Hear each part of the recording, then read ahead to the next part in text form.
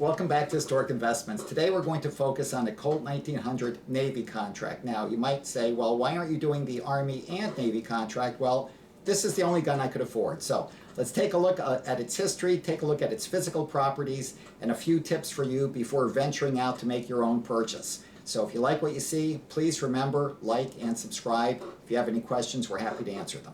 If you're interested in early development semi-automatic pistols, or find yourself drawn to U.S. military sidearms, this Colt 1900 Navy has got to be one of your holy grails. And for good reason. It's just a fascinating gun from a variety of standpoints. For example, if you're interested in mechanics, it is a lock breech gun. In fact, it's the first lock breech gun that the U.S. military considered in any quantity. But it's distinctly different from this swinging linked lock breech as later popularized through the 1911 and 1911A1. Also, if you're a collector, you like to have certain details in your hip pocket. Just how many were made, when were they made, who tested the guns, what were the results of the test, and what happened to them afterwards. Well, as concerns the 1900 Navy, that story has been very well delineated. So, with that in mind, why don't we go through some of the details of the guns, because that's, after all, what you really need to consider when contemplating your next purchase.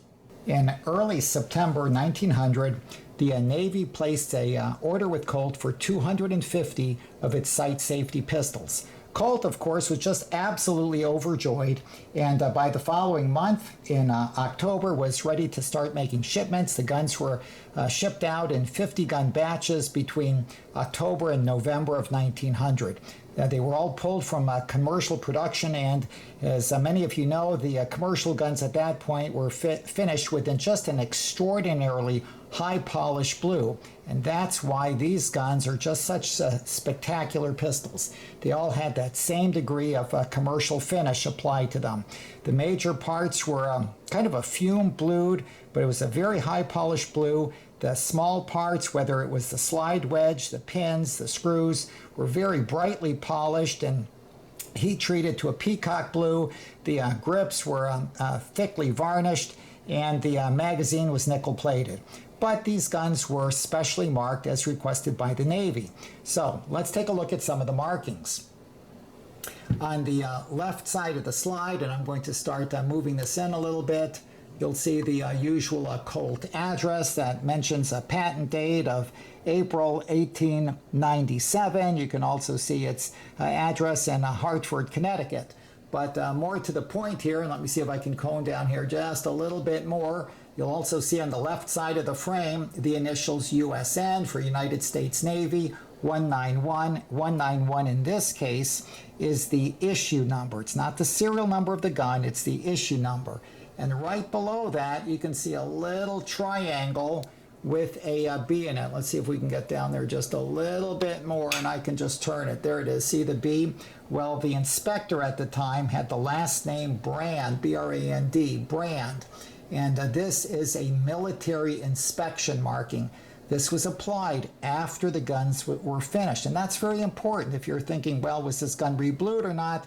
Gosh, that blue just looks absolutely magnificent. It's got to be a re-blue. Look closely right here. This inspection was applied again after the gun was finished. So the metal should be super sharp, and the metal right around the triangle should be a little bit welled up. Well, what happens if it doesn't have the triangle B? Well, there was another inspector whose last name was Marvel, M-A-R-V-E-L. So you'd say, okay, so it's got a triangle W. Well, no, and for reasons that I can't really even begin to guess, Marvel's inspection marking was a 5-pointed star that enclosed a capital I. So you'll either see a triangle with a capital B or a 5-pointed star with a capital I. The right side of the gun is marked automatic Colt and highlights the caliber. And the caliber was automatic 38 automatic Colt pistol. In this case, it's marked caliber 38 rimless, smokeless. On the right side of the frame, and again, let's do the same thing. Let's see if I can give you a little bit more of a magnified view.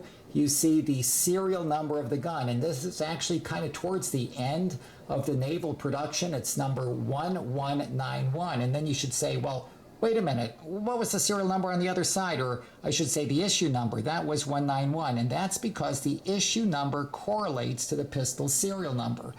The issue number reflects the last 3 digits of the number, so this being 1191, the issue number is 191. The other marking you can see, it's not that surprising since this was a naval issue gun. You see a naval trident right there. Now, this is a marking that Colt applied to the gun before it was finished. So, unlike the inspection marking in which the metal should be welled up around the marking, this one is polished flat, or actually you can see it's almost like buffed down a little bit, and that's absolutely correct as concerns the trident marking.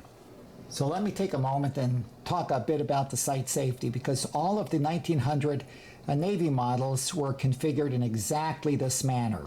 That is, they all had a sight safety. There were 2 case-hardened parts on this gun. That was the rear sight and the hammer. The rear sight had serrations on the top on either side of the sighting channel and along the back face. Both were nice as far as both breaking up the light and as far as being able to more definitively manipulate the sight, because it needed to be moved up and down in order to engage. At the lower portion of the rear sight was a projection that slipped right in front of the head of the firing pin. So let me show you right now how much movement there is in the firing pin, okay? The rear sight is up. That is the firing position. So you can see the firing pin has a very full range of movement that allows it to contact the primer. When the gun is put on safe, the rear sight is pushed down like so, and then in contrast you can see, yes, there's a little bit of movement here, but very little travel, nothing like what we saw before. So again, a very small amount of travel. Here the gun's on safe.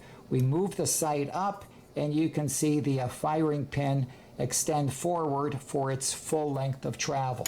In later years, Colt fitted a number of its guns with improved slides having an updated rear sight. But if you're a die-hard collector or a serious investor, this is the configuration of the gun that you want to put in your collection. Well, what about the grips? Aren't the grips supposed to be cartouched? Well, no, not on the 1900 Navies. The answer would be yes if you were considering Army contract pistols. The answer would be yes if you were considering a lot of era competitive revolvers, but not on the Navies. These Navy pistols had absolutely smooth walnut panels. They are usually kind of darker walnut, and they are fixated to frame with brass escutcheons, and the screws, as I mentioned, all of the pins and screws, the trigger, the slide wedge, those are all finished with a very nice, high-polished, heat-tempered peacock blue. The last thing I wanted to touch upon was the magazine. The Colt 1900 Navies all had bottom-release magazines.